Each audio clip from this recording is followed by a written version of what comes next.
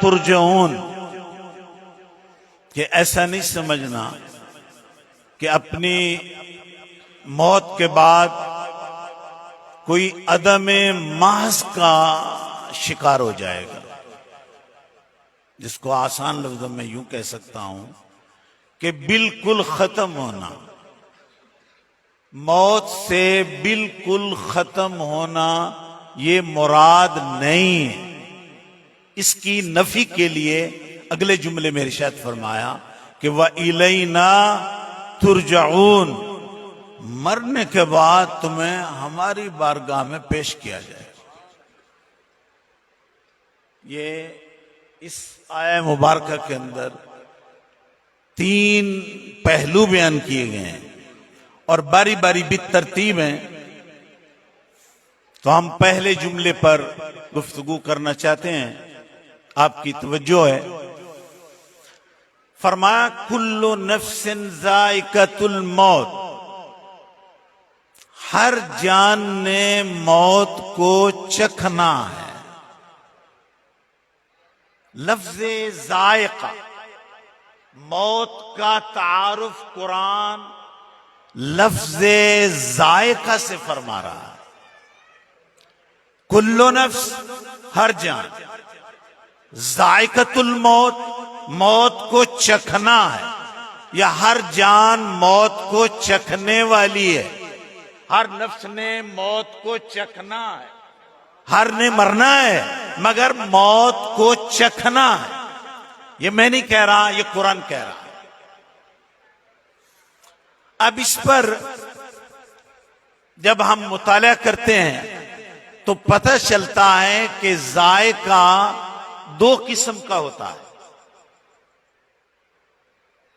ایک ذائقہ ہوتا ہے طبعی، اور ایک ذائقہ ہوتا ہے غیر طبعی۔ اس کا ایک اور بھی نام ہے کہ ایک ذائقہ ہوتا ہے مستقل اور ایک ذائقہ ہوتا ہے غیر مستقل۔ یہ اسی جملے کا دوسرا معنی ہے، طبعی ذائقہ اور غیر طبعی ذائقہ۔ ٹھیک ہو گیا؟ مستقل ذائقہ اور غیر مستقل ذائقہ۔ اب جو مستقل ذائقہ ہوتا ہے یا طبعی ذائقہ ہوتا ہے وہ چکھا نہیں جاتا۔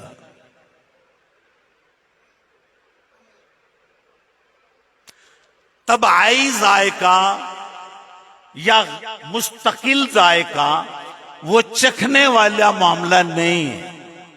جو غیر طبعی ہوتا ہے اور غیر مستقل ذائقہ ہوتا ہے اس کو چکھا جاتا ہے، تھوڑی دیر کے لیے ذائقہ تبدیل ہوا، پھر اصل ذائقہ پلٹ آتا ہے۔ میٹھی چیز کھائی پھر اصل ذائقہ آ گیا، کڑوی کھائی اصل ذائقہ آ گیا، کھٹی چیز کھائی اصل ذائقہ آ گیا، حتیٰ کہ پھیکی، یہ پھیکا ہونا بھی مستقل ذائقہ بتاتا ہے۔ جو اصل طبعی ذائقہ ہے وہ ذائقوں کی خبر وہ اصل ذائقہ دے رہا ہے جو چکھے جانے والی چیز نہیں ہے۔ اب اس تشریح کے بعد جو جملہ سمجھانا چاہتا ہوں اور عرض کرنا چاہتا ہوں، یہاں قرآن نے فرمایا ہے کہ کل نفس ذائقۃ الموت، کہ ہر جان نے موت کو چکھنا ہے، تو گویا قرآن کی نص میں موت ابدی فنا یا عدم محض کا فنا نہیں ہے، عارضی طور پر اس کا عمل ہے، بعد میں اسے اخروی زندگی دوبارہ۔ موت مطلق ختم ہونے کا نام ہی نہیں ہے، اور یہ تیرا میرا محض عقیدہ نہیں ہے، یہ قرآنی عقیدہ ہے۔ اسی لیے ایک اور جملہ عرض کرتا ہوں کہ لفظ موت ایک ہے مگر مرنے والے ایک جیسے نہیں ہیں۔ یہ جو موت کا استعمال ہے لفظ موت کا، وہ تو سب کے لیے ہے، سب پر یکساں ہے، حتیٰ کہ جناب نبی محترم نور مجسم صلی اللہ علیہ وسلم کے لیے بھی قرآن پاک میں بیان آیا انک میت، بے شک آپ کو بھی موت آنی ہے، وانہم میتون، اور ان سب نے مرنا ہے۔ اللہ یہی لفظ سید الانبیاء صلی اللہ علیہ وسلم کے لیے بھی ارشاد فرما رہا ہے اور عوام الناس کے لیے بھی وہی فرما رہا ہے۔ تو اب ہمیں کیا اس آیت کے جملے سے سمجھ آئی؟ یہ سمجھ آئی کہ لفظ موت ایک ہے مگر مرنے والے ایک جیسے نہیں ہیں۔ کچھ وہ لوگ ہیں جو مر کر بھی نہیں مرتے اور کچھ ہیں جو زندہ رہ کر بھی مرے،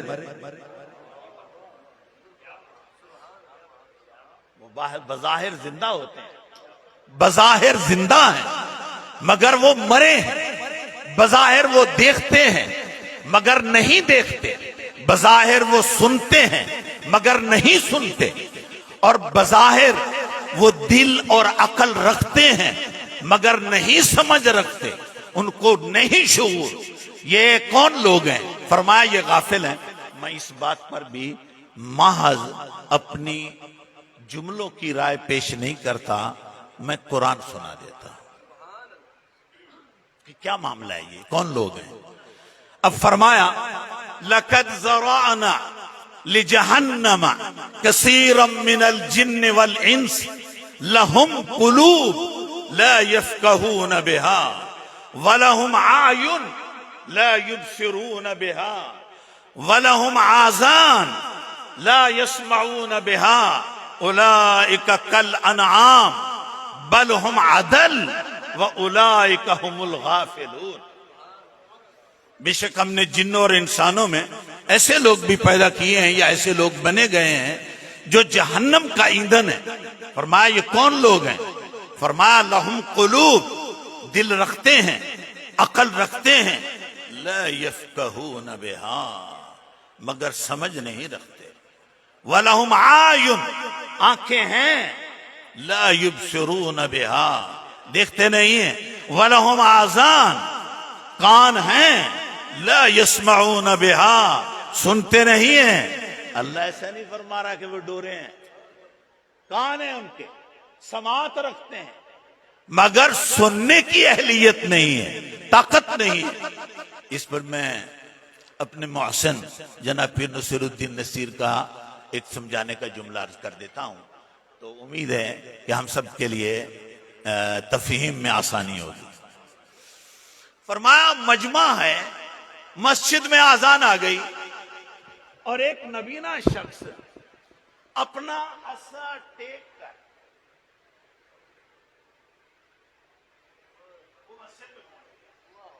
ایک بینا شخص، سننے والا شخص، وہ اذان آئی، اس کی پرواہ نہیں اسے کہ کوئی اذان آئی یا نہیں آئی، مسجد ہے کہ نہیں، اس کے پاس آنکھیں بھی ہیں، اس کے کان ہیں، وہ دل رکھتا ہے، عقل رکھتا ہے، مگر جانے کا شعور نہیں پیدا ہوا۔ ایک اندھا معذور شخص سوٹی اٹکا کر بھی پہنچ گیا۔ پیر صاحب فرماتے ہیں اب بتاؤ ان میں اندھا اصل کون ہے؟ پہنچ جانے والا اندھا ہے یا بیٹھے رہنے والا اندھا ہے؟ کون اندھا تھا؟ کون اندھا تھا؟ جس نے سنا اور سننے کے بعد اثر قبول نہیں کیا۔ تو قرآن پاک بعض تو زندہ لوگوں کو، چلتے پھرتے لوگوں کو مردہ فرما رہا ہے، ان غافل فرما رہا ہے، اور بعض ایسے ہیں جو دنیا سے چلے گئے ہیں اور میرا رب کہتا ہے انہیں مردہ نہ کہو۔ اب اس پر بھی میں قرآن پڑھنا چاہتا ہوں۔ مر گیا، موت آئی، میں ابھی تفصیل عرض کروں گا۔ وَلَا تَقُولُوا لِمَنْ يُقْتَلُ فِي سَبِيلِ اللَّهِ أَمْوَاتٌ بَلْ أَحْيَاءٌ وَلَكِنْ لَا تَشْعُرُونَ، کہ ایمان والو مقتول فی سبیل اللہ کو مردہ نہ کہو۔ مقتول قتل کیا گیا، اب وہ تو قتل ہو گیا۔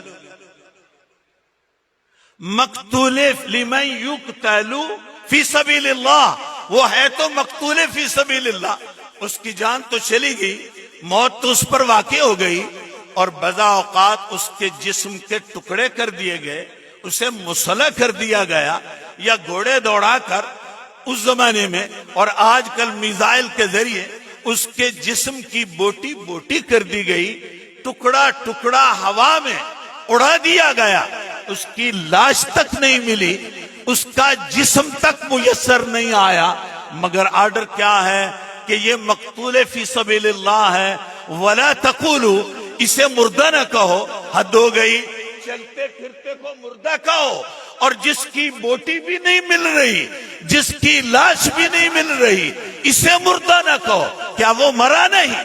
کیا اس کی عورت بیوہ نہیں ہوئی؟ کیا اس کے بچے یتیم نہیں ہوئے؟ کیا اس کی وراثت تقسیم نہیں ہوئی؟ کیا اس کی کسی بوٹی کو اٹھا کر قبر نہیں بنائی گئی؟ کیا اس پر کتبہ نہیں لگایا گیا؟ کیا فاتحہ خوانی نہیں ہوئی؟ کیا قل خوانی نہیں ہوئی؟ سارے کام ہوئے جو عام لوگوں کے لیے ہوئے وہی ہوئے، مگر مقتول فی سبیل اللہ کو میں نہیں کہتا، میرا رب کہتا ہے چاہے بوٹی ہو گئی ہے پھر بھی اسے مردہ نہ کہو۔ کیا اب بھی پتہ نہیں چلا کہ لفظ موت ایک ہے مگر مرنے والے ایک جیسے نہیں؟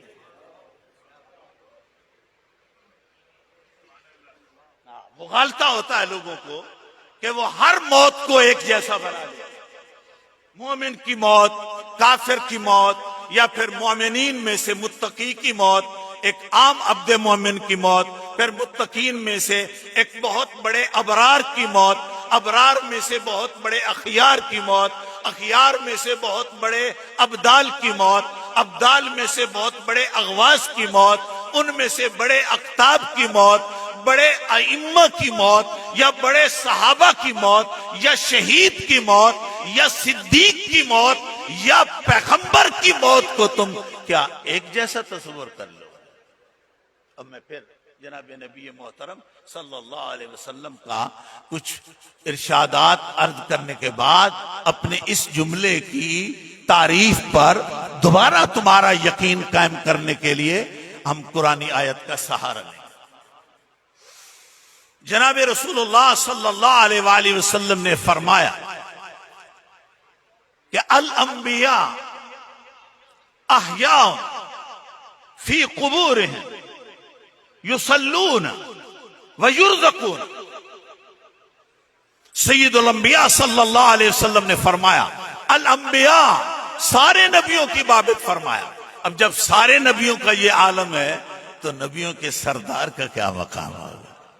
یہاں تو حضور صلی اللہ علیہ وسلم نے سارے انبیاء کی بات بیان فرمائی ہے کہ فنبی اللہ حی ویرزق، فرمایا اللہ کا نبی زندہ ہوتا ہے اور اللہ کے رزق سے، انعام سے ہمیشہ استمراری مسلسل حصہ پاتا رہتا ہے، اور اس کے درجات ہمیشہ ہر لحظہ بلند ہوتے رہتے ہیں، اس کی رفت میں اضافہ ہوتا رہتا ہے۔ اب آپ خود غور فرماؤ، 1400 سال ہو گئے ہمارے نبی محترم صلی اللہ علیہ وسلم کو ہجرت کیے ہوئے، اور پوری اس زمانے میں دشمنان نے کوشش کی کہ اس کا نام کوئی نہ لے۔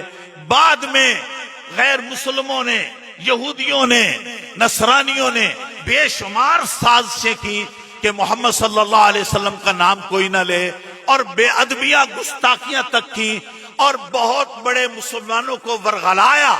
اتنے بڑے عالم کے بعد بھی ہر لحظہ ذکر مصطفیٰ بڑھ رہا ہے۔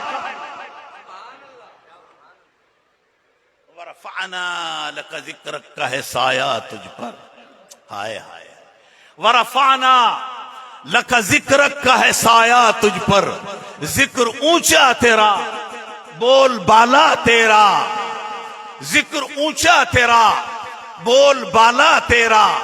عقل ہوتی تو خدا سے نہ لڑائی لیتے، عقل ہوتی تو خدا سے نہ لڑائی لیتے، یہ گھٹائیں اسے منظور بڑھانا تیرا۔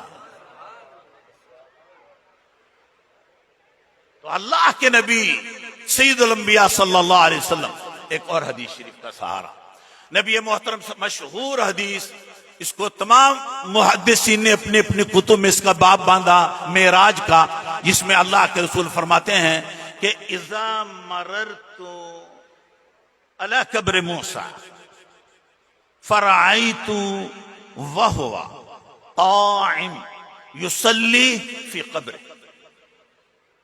اللہ کے رسول صلی اللہ علیہ وسلم نے فرمایا کہ معراج کی رات جب میرا جاتے ہوئے براق پر سوار ہو کر نہایت تیزی سے اللہ کی دی ہوئی طاقت سے اس کی اطاعت ہے جو مجھے رفت مل رہی تھی، جب میں موسیٰ علیہ السلام کی قبر پر سے گزرا تو فرمایا فرعیت، میں نے اپنی آنکھ سے دیکھا وہو قائم یصلی فی قبرہ، وہ اپنی قبر میں کھڑے ہو کر نماز پڑھ رہے، تو نماز پڑھ رہے۔ اور ایسی ہی روایت حضرت ابراہیم خلیل اللہ کے لیے بھی کتب حدیث میں ملتی ہے، اس کو دیگر افراد نے بھی اپنی اپنی کتب میں اس کا باب باندھ کر لکھا ہے کہ جب میں ابراہیم خلیل اللہ اپنے جد امجد بابا جی کی مزار سے گزرا تو میں نے اپنے بابا جی کو بھی دیکھا کہ وہ بھی اپنی قبر میں نماز پڑھ رہے تھے۔ تو انبیاء علیہ الصلوۃ والسلام کا قبروں میں نماز پڑھنا، شہیدوں کا قرآن پاک کی تلاوت کرنا یا سجدے کی حالت میں ہونا، یہ ساری اس باتوں کی دلیل ہے کہ لفظ موت ایک ہے مگر مرنے والے ایک جیسے نہیں ہیں، اور لفظ قبر بھی ایک ہے۔ یہاں اللہ کے رسول نے موسیٰ علیہ السلام کے لیے لفظ قبر کا استعمال کیا ہے، میں گزرا علی قبر موسیٰ، میرا گزر ہوا موسیٰ کی قبر پر۔ تو لفظ قبر عالم اسلام میں ایک ہے، مگر خیال نہیں کرنا کہ سارے قبر والے ایک جیسے ہیں۔ قبر ایک ہے، لفظ قبر والے ایک جیسے نہیں ہیں، لفظ موت ایک ہے مگر مرنے والے ایک جیسے نہیں ہیں۔ اتنے بڑے قابل لوگوں کو میں ایک اور قرآنی نسخے سے محظوظ کرنا چاہتا ہوں اس مضمون کو اور مؤثر کرنے کے لیے۔ ارشاد خداوند سب کی توجہ کا طالب، والنازعات غرقا، ہائے ہائے ہائے، جو پڑھنے والے ہیں وہ تو غالباً پہنچ گئے، لیکن میرا حق ہے، میں نے اپنی بولی میں سمجھانا ہے۔ والنازعات والنازعات غرقا، پروفیسر صاحب، والنازعات غرقا والناشطات نشطا۔ اب اس کا معنی ہر کوئی اپنے اپنے گھروں میں اٹھائے، میں اب بیان کر رہا ہوں اپنے گھروں میں تسلی تسکین کے لیے۔ فرمایا ان فرشتوں کی قسم، والنازعات، ان کی قسم جو نہایت سختی سے لوگوں کی جان قبض کرتے ہیں۔ والنازعات غرقا، یہ شدت کے لیے لفظ استعمال کیا،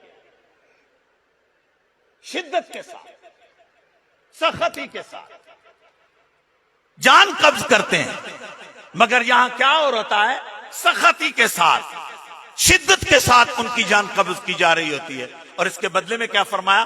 وَالنَّاشِطَاتِ نَشْطًا، اور ان فرشتوں کی قسم جو متقین کی، کاملین کی روح کو قبض کرتے ہوئے ایسا کرتے ہیں جویں گڈ کھلیندی پئی ہو، گانٹ کھول۔ وَالنَّاشِطَاتِ نَشْطًا، ایک وہ ہے وہاں گانٹ ہے، اس کو پیار سے کھولا جا رہا ہے۔ ایک گانٹ کھولے کے زمرے میں بیان کیا، ایک کو یوں پکڑ کر شدت کے ساتھ نکالنے کو بیان کیا۔ یہ میرا اور آپ کا تخیل نہیں ہے، یہ قرآن پاک کا بیان ہے کہ دو قسم کے معاشرے میں لوگ ہوتے ہیں، بعض کی جان تو یوں لی جا رہی ہوتی ہے اور بعض کے اس کے پورے پورے کے گانٹ کھول کر، اور آخر میں کیا کہا جا رہا ہوتا ہے؟ توجہ چاہتا ہوں، آپ نے پڑھا ہے قرآن، اب میں پڑھوں گا تو آپ کا ایمان اور معزوز ہوگا۔ اب یہ شان ہے نا اس کی، جب یہ سارے یہ پوروں پوروں کے اس کے گانٹ کھول دیے، روح چلتی آئی، اور جب یہاں آخر میں آ گئی حلق کے اندر، تو اب کیا آرڈر ہوا؟ کیا میرے بندے، فرشتہ یہ کہتا ہے، یا ایتھا النفس المطمئنہ ارجعی الی ربک راضیہ مرضیہ، ارجعی الی ربک، ارجعی الی، اور اس کو کہا کیا جا رہا ہے؟ یا ایتھا النفس المطمئنہ، اے نفس، اب نفس مطمئنہ کیا ہے؟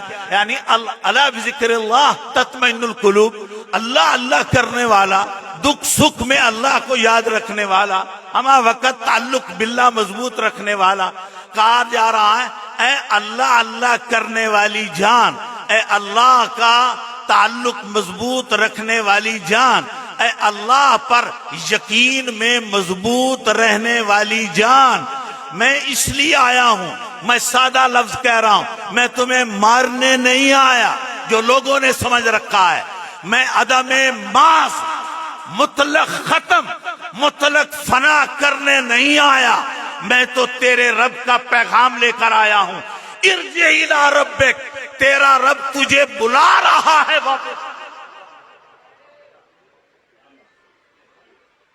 اب جس کو یہ کہا جا رہا ہو کہ ارجع الی ربک، اور وہ بھی راضیہ مرضیہ، ہم تیرے آنے پر راضی ہیں، اور تو بھی اگر آنے پر راضی ہے تو آ جا، اور ابھی اگر تیری صلاح نہیں تو ہم تیری زندگی بڑھا دیتے۔ یہاں وہ علامہ اقبال کا مجھے شعر یاد آ رہا ہے، آپ لوگ محظوظ ہوں گے، اس چیز پر انہوں نے کہا تھا کہ خودی کو، یعنی اپنے آپ کو، انسانیت کو، اور انسانیت کب بلند ہوتی ہے؟ جیسے علامہ صاحب فرما رہے تھے، وہ در مصطفیٰ پر بلند ہوتی ہے۔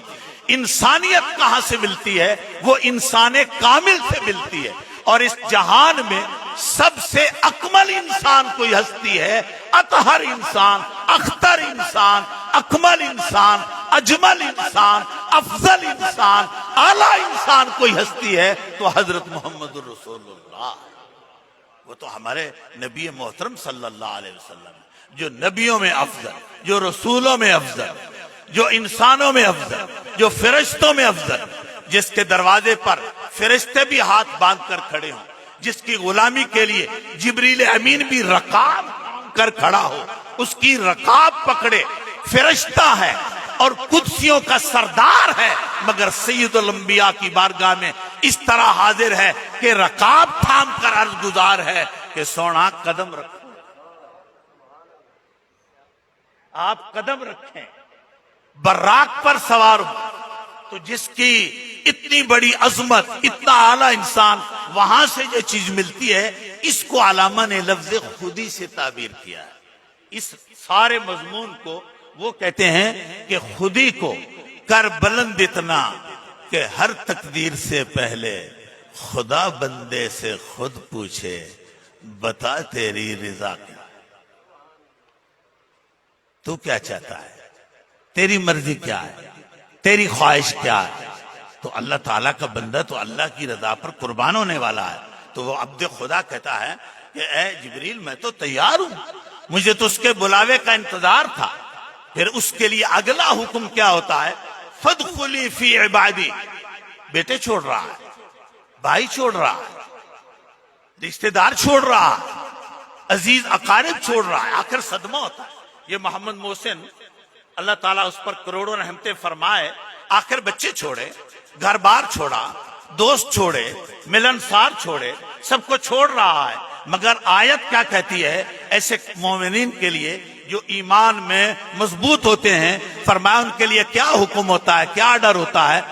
فادخلی فی عبادی، اگر ان کو چھوڑ رہا ہے ادھر آ، میرے نیک بندوں میں داخل ہو جائے۔ اور یہ میں نے کتب میں پڑھا ہے کہ اس مرنے والے کے ایمان کے درجے کے مطابق روحانی اگلی شخصیات اسے دکھائی جاتی ہے۔ بعض کو ماں باپ دکھا دیے جاتے اگر وہ جنتی نیک لوگ ہوتے ہیں، بعض کو اس کا شیخ پیر کامل اس کو وہ دکھا دیا جاتا ہے، بعض کو آل محمد کی عظیم ہستیاں وہ دکھا دی جاتی ہیں۔ ٹائم آخر ہوتا ہے، اور ایسا بھی ہوتا ہے بعض خوش نصیب ایسے بھی ہوتے ہیں کہ آخری وقت میں وہ دیدار مصطفیٰ کر رہے ہوتے ہیں، ایسا بھی ہوتا ہے، وہ جمال مصطفیٰ، وہ دیدار مصطفیٰ، وہ لذت مصطفیٰ اس سے سیراب ہو رہے ہوتے ہیں، ان کی آنکھیں ادھر لگی ہوتی ہیں، پھر انہیں موت کی کوئی پرواہ نہیں ہوتی، وہ تو اس کو کہتے ہیں دیر کیوں کر رہے ہو، جلدی کرو، محبوب تو میری انتظار میں ہے، وہ ملنے کی انتظار میں ہے۔ تو مرنے والا بھی شدت سے عرض گزار ہوتا ہے کہ میں تیار ہوں۔ اس کے بعد اگلے جملے میں فرمایا وَادْخُلِي جنتی، وَادْخُلِي جنتی۔ یہ بلڈنگ چھوڑ رہا ہے نا، یہ کوٹھی چھوڑ رہا ہے، یہ محل چھوڑ رہا ہے، یہ محل ہے، اس کو چھوڑ دیا، یہ کوٹھی چھوڑ دی، یہ اچھا تیرا ڈیرا تھا وہ چھوڑ دیا۔ فرمایا اب دیکھ وَادْخُلِي جنتی، میں نے تیرے لیے جنت میں کتنا اعلیٰ مکان بنایا ہے۔ تو اس کے لیے خدا رب عز و جل نیک بندوں کی زیارت کا بھی اہتمام ہوتا ہے اور اس کو جنت کا نظارہ بھی کرایا جاتا ہے۔ یہ کون لوگ ہوتے ہیں؟ یہ بھی تو مرنے والے لوگ ہیں۔ تو کیا اب بھی بات ہمارے ذہن میں نہیں آئی کہ لفظ موت ایک ہے مگر مرنے والے لوگ ایک جیسے نہیں ہیں؟ لفظ قبر ایک ہے مگر قبر والے ایک جیسے نہیں ہیں۔ جناب رسول انور صلی اللہ علیہ وآلہ وسلم اس یعنی شہید کے عنوان پر بھی دو چار نبی محترم صلی اللہ علیہ وسلم کے اہم حکم آپ تک پہنچانے کی سعادت حاصل کرتا ہوں، پھر اگلے جملے کی طرف رجوع کرنا چاہتا ہوں تاکہ پھر اگلے جملے کے بارے میں بھی آپ لوگوں کو کچھ تعارف کروایا جائے۔ ابھی جو پہلا جملہ تھا اس کے حوالے سے شہید کے لیے اللہ کے رسول صلی اللہ علیہ وسلم امتیازی باتیں عرض کروں گا۔ جو شہادت کا مقام پاتے ہیں یا شہادت کے یعنی میدان کارزار میں زخم اٹھاتے ہیں، دکھ اٹھاتے ہیں، مصائب و آلام اٹھاتے ہیں، ان کے بارے میں اللہ کے